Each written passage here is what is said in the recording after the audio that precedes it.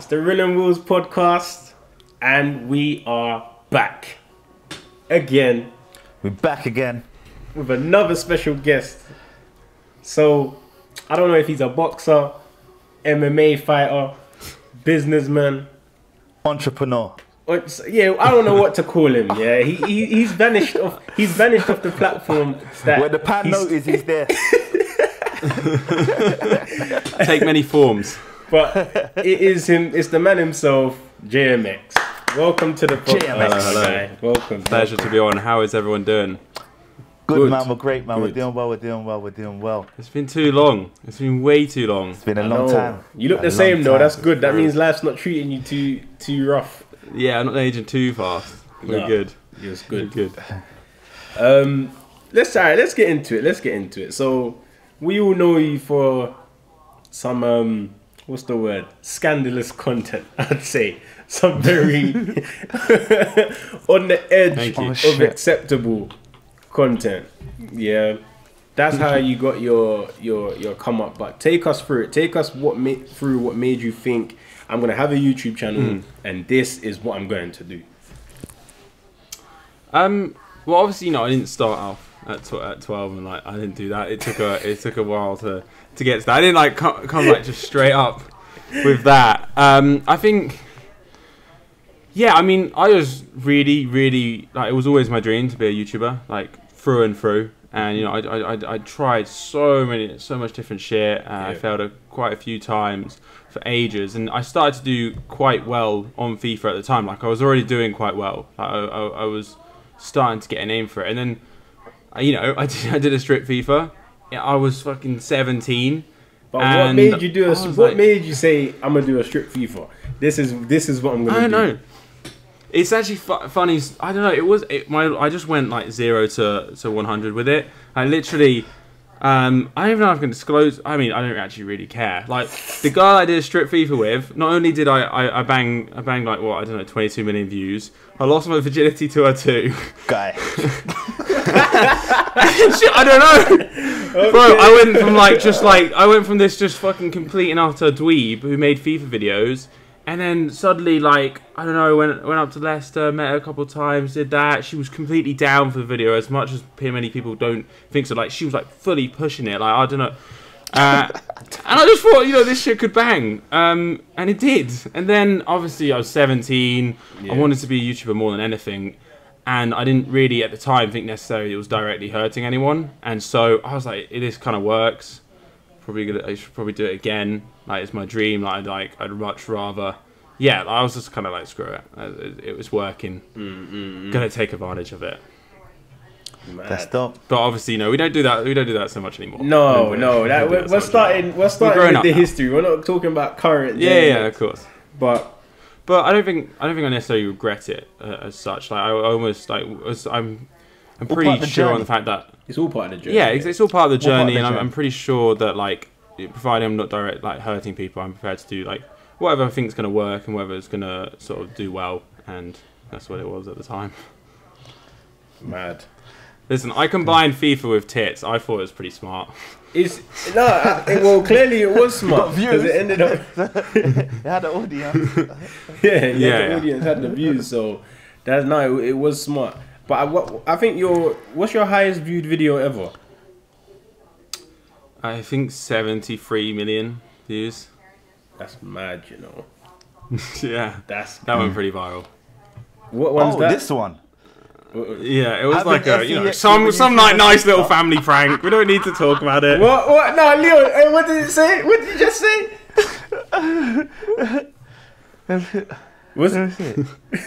It was having sex with YouTuber's sister prank. Oh, wow. It's my man. Who is it? Yeah, it's Max. It's Max. Pretended to have sex with his sister. He went mad. Wait, how old was you when you done that? How old was you when you done that? What was that? 2017? Yeah. Probably. So 2017. 19, 18, 19. Okay. Something like that. Mad. Obviously, I've matured loads now. Listen, you see this guy? You see what he's doing? Everything that we say, he's like, nah, you know, I'm mature now. See, when you look at all his top videos, like the most popular, they're all crazy. That's what I'm saying. They got the views, innit? So Shout out JMX. got you like, up there. yeah. Got you in the ranking. Yeah, man, have a look now. I'm looking right now as well. We don't need to do this. Honestly, I'm sure we've got loads of things to go through. 22 mil, Yeah, 16 yeah. mil. Jeez. All right, cool. All right. Let's not embarrass you. Let's not do that. Let's not do that. So, what made you step away? This is what we want to know. What made you step away? 'Cause I know 2017. If I'm thinking about it, 2017, I was at Gymbox. Was you PTing at Gymbox yet, Lee? Yeah. I think 2017. So, yeah. I believe so. Yeah. So we know there was you know what? Let's link to this actually. There was a big difference, a big change in your physique. You went from being a tall, slim guy to then just looking all action man and all that. How that happened around that time, right? Like 2017 time. Yeah, it was like sort of it was probably I think it was very end of 2016, I believe. Like through to 2017, where I put on a ton of size. And what motivated you to do that? What was you know the thought process behind that? Was it just you just wanted to be big, or was it like? Yeah, I think like, I went through the whole like I always wanted to sort of put on some muscle and went through the whole like literally I used to go to the school gym. And I didn't know what the hell I was doing. Like I had videos going around of me trying to bicep curl, and everyone was taking the piss at me. There's like a video of me like slinging it up, like fully like one arm slinging it up. I'd literally go to the gym and just bicep curl, but then I wouldn't eat, so I didn't really. I was just I was being stupid. But then I think the main motivator, it was a mixture of obviously it was confidence. I felt like that would be a keystone for confidence, and it turns out it was. Obviously, I was a 17-year-old kid, so a guy. It was for girls as well. Of course, it was. It was for girls as well. And yeah, I think they were the main two things: sort of confidence and fulfillment, and proving that I could do it to myself. Wanting to obviously live a healthier lifestyle and be a bit of a beast, and then for to help with the ladies. Well, did it work? Did you get some ladies? Yeah. Did you tell us? Did you get some? I'm doing alright. Yeah, I'm doing alright. Yeah. I do alright for myself. Where did you get your knowledge from? Where did you get your knowledge from, like, in terms of gym wise? Did you have a PT? I think I did have a PT along the line, but initially I literally followed Jim Stepani's 12-week shortcuts to size. That was one of the things that really.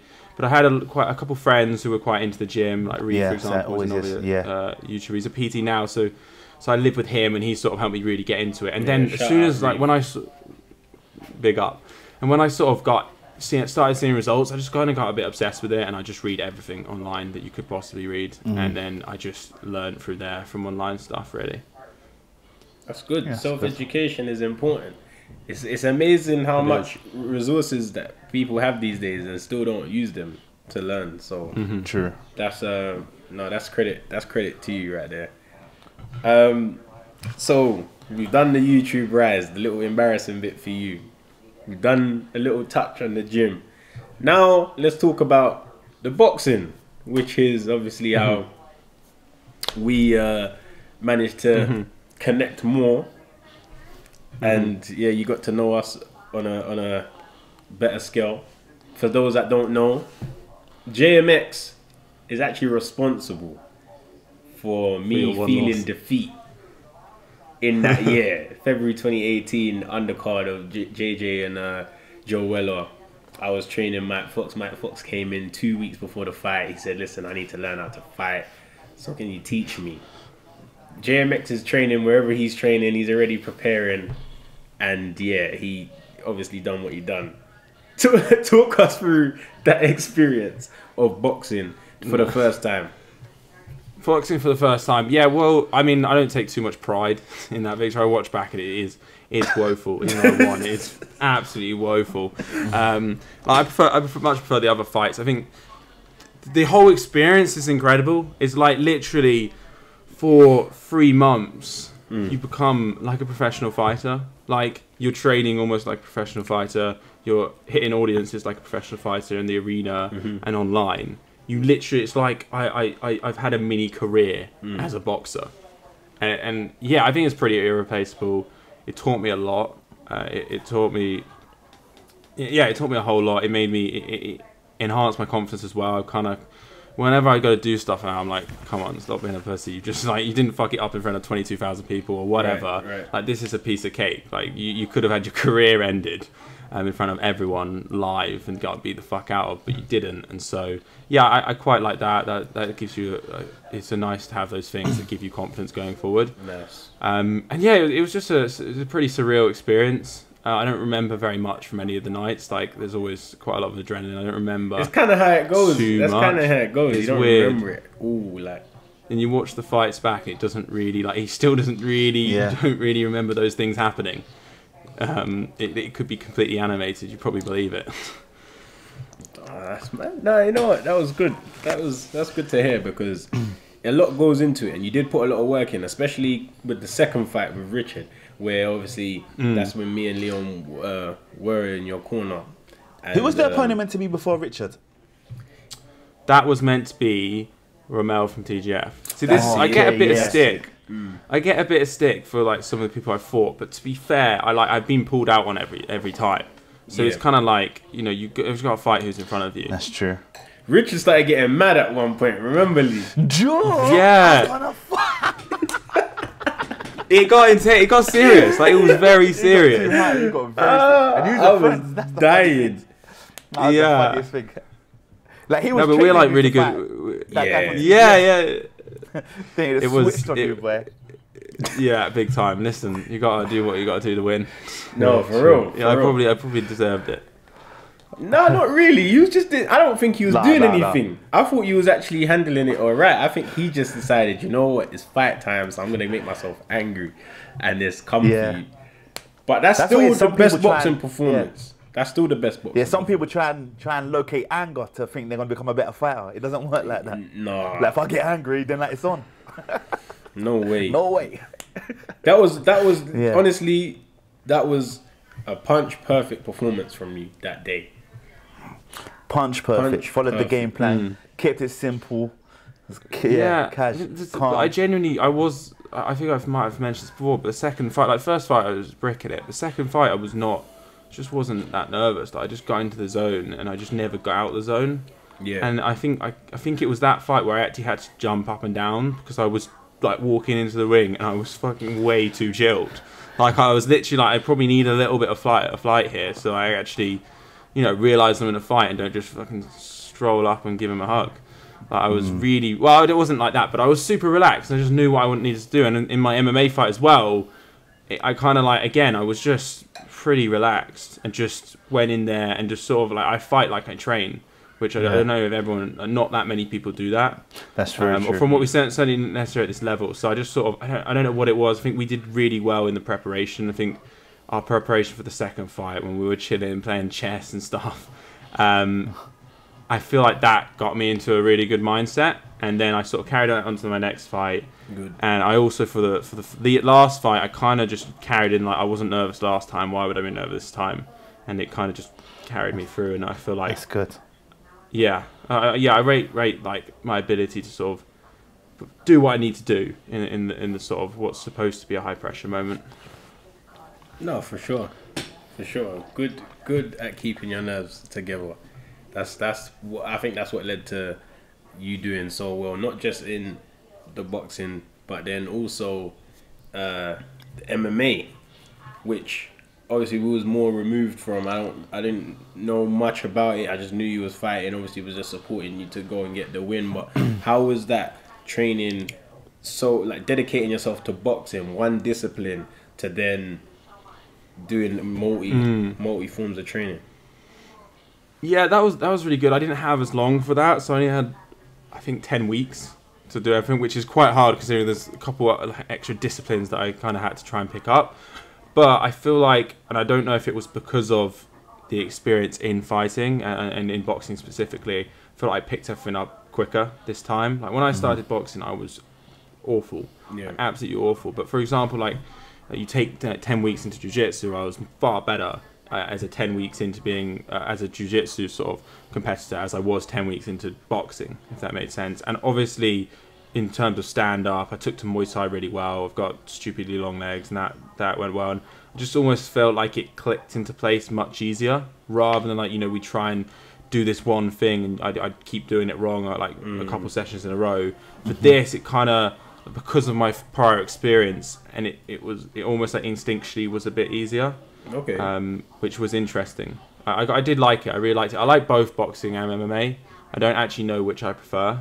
I mean, they're both very different. And it is, yeah, I think they're both really fun and really cool.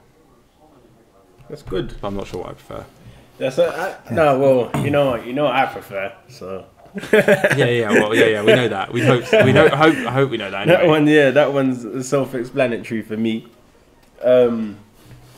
I think it was you that told me first that JMX was really diving into like business side of things.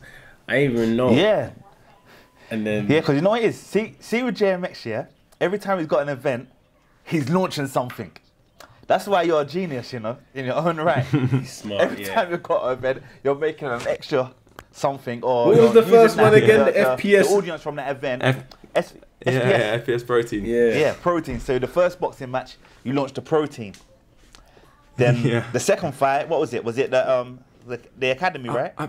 I think so. The third fight was when we properly launched X Academy. The second fight was like relaunching the protein. So I rebranded it because I rushed it out originally and it looked rubbish. And then the second fight I sort of relaunched. Smart guy, you know. Smart guy. Yeah, smart guy. How are those ventures going? How's the protein and X Academy going? Yeah. So in terms of the protein thing, I sort of like it made quite good money, but it was kind of when I looked at the scope beyond my audience. So the reason that I stepped down from YouTube, like we touched on it, was kind of I got to the point where I'd already achieved way more than certainly before I ever thought I was ever going to do, way more, and so I don't know. I just started to wake up and be like, I don't really like. Obviously, I'd prefer to have 5 million subscribers rather than 2.5 million, but it wasn't really like, it didn't drive me that much anymore. It wasn't really, like, I kind of achieved everything I almost wanted to achieve there. And it was like, okay, I think I want a new challenge. I want something different. I don't want to be a YouTuber as such anymore. Always my dream was to be a YouTuber, and that's why I was able to work so hard and do everything I needed to do to become it. Yeah. And then when I realized that it wasn't necessarily everything I wanted anymore, I wanted to test myself somewhere else, was when I sort of realised that it's something that I should switch. Okay. And so, yeah, like I think the transition was interesting. Like I obviously started making way less money, which was fine because I was okay. But I knew that it was better for long term, and it's only sort of now over the sort of 3-4 months that I'm starting to do way better than I ever have. But I almost kind of felt like it felt like, because of the way obviously business tends to be a bit more like I had YouTube as an established thing, like it was there. Whereas you can't just expect to walk in and you're just gonna be doing sick, and it was sort of a longer term thing that I knew that I was gonna have to build. So FPS, I decided that beyond sort of my audience, which was doing well, I'm competing in a very saturated space where I don't have a lot of personal experience. So it was a bit of a naive move, but I don't regret it in any way because I think it was the first sort of step on the ladder. I learned lots. I made a bit of money, and I learned a load of stuff from it. And then, we've got X Academy, obviously, which is doing really, really well, and a couple other things that, it's doing really well. And like I said, it took a while, and I had to take some hits somewhere, but quite a hit for a while, but I really didn't care because I knew that I'm more likely to be doing it in 10 years time, in 15 years time, and I also knew that if my heart's not in something, then I'm not going to give it what I need to give it. And like I way prefer my life now, despite it does push me a lot more, which is another thing as well. It's managed to get a lot more out of me. Like I used to work really hard, but it was kind of like with YouTube, you'd be able to like at least finish your video, then you can chill for a bit, and that is done. Whereas I don't really get to switch off. With business, there's always something else. But I feel like it's definitely getting it. Like way out of my depth in everything I'm doing right now. Like with YouTube, I was kind of like, okay, I know what I'm doing. I've done this for 10 years. Whereas now I'm way out of my depth, but I kind of love trying to learn on the way, and I'm doing okay. And I think it's sort of forcing me to grow and it's definitely forced me also to mature quite a bit, which I like. I've got to develop and try to become a leader and a coach and manage people I'm trying to manage or coach people with degrees, and I'm like, I never went to uni. You know, that kind of thing. It's like, it's kind of mad. It's a whole new challenge that has been, yeah, it's incredibly rewarding. It's incredibly challenging, but yeah, I love it. That's good. No, it sounds like you love it as well, man. That's good. Refreshing, because a lot of people do things they don't love. So no, it's good that you're in a position to do that. Is X Academy now, is that your main and sole focus, or is there other things you're trying to kind of dabble in as well? Yeah, it's probably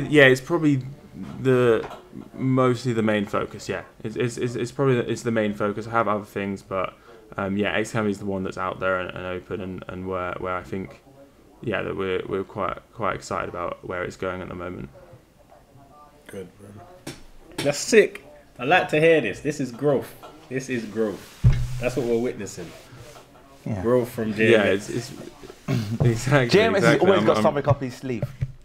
I know he's hiding something, I mean, but I just don't want to push him. I don't want to push him to say, but I know he's hiding something. That's what he does. That's good. And then let's move on to the final topic. It's the final topic I wanna touch on. You wanna fight Logan, or you're not gonna fight Logan? Like, I think it's more. It comes down to, is Logan gonna grow the balls to fight me? Like, I think he knows. I mean, it got pretty, like, it seemed like at some point it was really could happen, and COVID happened and it just screwed everything over. Supposedly, like, sort of his management got in touch about it, and I think, I don't know. I feel like for him, he's obviously he used, when we had the interview, we were face to face, sort of used the thing like, oh, does the world want to see it, as a sort of like, yeah, I get, obviously I'm nowhere near as big as he is. Although I think for a YouTube fight, there's nothing else that really makes any sense for him to, unless he's going to go on to fight, which he can't. Like, he's not good enough. The guy's got a negative, like, a 0-1 record. Like, he can't straight away and go fight a UFC fight. It doesn't make any sense. Did the man say he has a negative record? He's got a negative record. That's 0-1. Yeah, I'm dead. That's a good one. That's a good one. Still, I'm using that. Thanks. So, I'm taking that. I think it'd be a really fucking good fight. I think so. Especially in MMA, I think it'd be a really fucking good fight. But he can wrestle. You know he can wrestle, right? He actually can. Yeah, wrestle. I know he can wrestle. Yeah, I know he can wrestle. See, at first I was thinking, because he's got a wrestling background, I was thinking it might have been long for JMX. But then that, where you have done the Muay Thai and you said you've done the BJJ. Yeah. See, it's an even playing field. But if you try to keep it stand up, you'll win. Definitely. If you manage to keep it stand up, then yeah. That'll be the game. He isn't that big though. He isn't that big. No, I met him. He was smaller than I thought he was going to be. He's lean, but he isn't. He's lean. He's thin. Stacked. Yeah. No. He's not dense. No. So it's interesting. We have different sort of strengths that are obviously in our favours. But I think, from what I can see though, everyone like wants to almost see that fight. It's just not. I do. We just gotta. Like, it would, like, everyone would watch that. Like, that would be fucking interesting to see what the fuck happens there. Well, it's more interesting than Jake Paul and Nate Robinson. I'll tell you that. Exactly. Like, it's just stupid. Like, it's just utterly stupid. That's a dead No one's gonna watch that. Jake Paul's gonna win, and then he's just gonna think he's Tupac. Pacquiao. It's just like. That's a Tupac. Tupac. I wasn't expecting that one. That's Fuck one. life. He's on the hunt for JJ, innit? He's on the hunt for JJ. Yeah, he wants that. I think that would be a good fight. I think that's a good. I'd like to see that. Yeah, that is a good fight. I think. But you know, he just had to build up his confidence over the way. Like, fight Deji, fight Gib. Like, he's building up his confidence to fight JJ. Because at the start, it was scared when JJ first called him out. Yeah. He didn't. So they all kept shouting, like, asking for MMA, weren't they? They're just like, oh, come on, wrestle me. That's what they all kept saying. So they changed the tone. But it's gonna be it's painful because Nate Robinson obviously is not gonna be able to box. No. And it's just gonna be another little free ego boost. Yeah. good. It's good management, I guess. It's good management. Good management. Yeah, you know, I mean, I can't knock it. It's a good move. Like I would, it's a good move on his behalf. And on a big show as well, like it's like, what more can you ask for? You're fighting and Mike Tyson. Yeah, easy dub. Yeah, Mike Tyson, Roy Jones on the card. You got Nate Robinson. He just started boxing 2 months ago. It's just an ideal situation. This is a really. But Fair play. well, we'll see. Maybe one day when this COVID thing relaxes and takes a little time out, which it doesn't seem like it's gonna happen anytime soon. No, I think I will fight again though. I think that there have been potential talks about it. So I was just about to have my shoulder fixed, which is good. Look how I told you time ago to get that fixed. Time finally ago. bit the bullet. I know. Because you know, in my last fight for the MMA fight, and obviously no one knows this. Very last spar of the whole camp, I throw a left, and like it'd been great. Like I was peppering people, like some really really good fighters, and I just got a bit too excited. Literally in the last, I think it was the last 20 seconds of the last round of my last camp, and it dislocated. So 7 days out, I had 7 days to recover again. This happens to you all the time, though, bro. All the time. Yeah, I remember in gym box, he was just there, and the ambulance had to come in. Yeah. This guy is causing me stress, you know. Hey Lee, you know when you start thinking about your PT liability and insurance and all that. I'm like, this guy's killing me, bro. He's trying to get me in trouble. Oh man. But no. So yeah, no, I'm excited to see as well when I can actually use a hook, use an uppercut, and use that side basically. Yeah, because you just been doing the long range jab, right hand jab for time. Right hand to the body. Yeah, right hand to the little left hook, then right. The little tap hook. That got people. Hook. No, that got it did. It did. I can't knock it. I can't knock it. I can't knock it. You done your thing. But actually, I got a question for you. How did the whole pandemic affect your business? Did it affect your business at all, or like? As bad as it sounds, it's probably helped us. Like it's just. It sounds terrible. It is what it is. It is what it is. I know Zoom's business was booming when this dropped. Zoom's chilling. Yeah, Zoom's. No, but it definitely helped us. It was also I sort of saw it as an opportunity where, and this is what I said when it first happened. Like a lot of other businesses, almost like the competition on the global scale, are going to be slowing down right now. Like they've just taken a step back. If you're able to accelerate what you're doing right now, then in the grand scheme of things, you're either catching up massively to people that you're trying to catch up to, or you're getting really further ahead. So I thought we saw it as a big opportunity, and obviously there's no FOMO, there's no we just didn't do anything else apart from sort of work, and so there was nothing else to do. So we thought, fuck it, and so yeah, it was actually really really good. As bad as that sounds. No, well, listen, someone's got to gain. We've got to make the most of it. Someone's got to gain something from this. But just to wrap it up, give us where, your socials, where to follow your businesses. We don't really care about you. We want to know. We want to promote the business. Yeah, that's fair enough. Yeah. Yeah, go on. It's at It's Academy on Instagram, at It's Academy Official on Twitter. Okay. So you hear the man himself. He went from strip FIFA videos to being a businessman in his own right. If that ain't using a platform to push yourself to another platform, I don't know what is. That's a prime example. What are you saying, Lee? You always got a word of wisdom on that outro. What is it today? Told you. He's always looking for the next pound note. Or the next dollar, if you're an American viewer.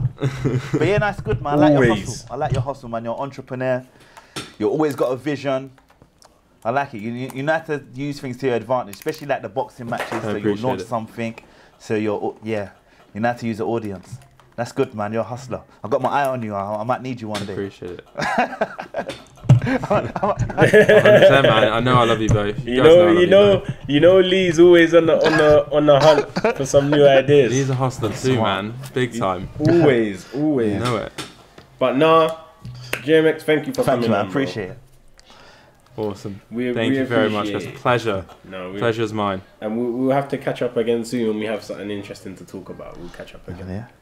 100%. 100%. When COVID pisses off, we're until lockdown. Screwed. Yeah. Stressy. I know they're trying to start a petition to keep the gyms open. They're trying to do that. But nah. Hey Lee, you're gonna be pissed. You're back in your yard again. Bro, it's gonna be it's mad. It's mad. It's mad. It's mad. It's mad. It's mad. It's mad. But listen, people, like and subscribe. Make sure your notifications are on. It's the Real and Wills podcast. Yeah, we're growing slowly. We see the subscribers rising. You see the views are there as well. People are engaging, so we appreciate you all. Yeah, thank you very much. And until the next time, we're out.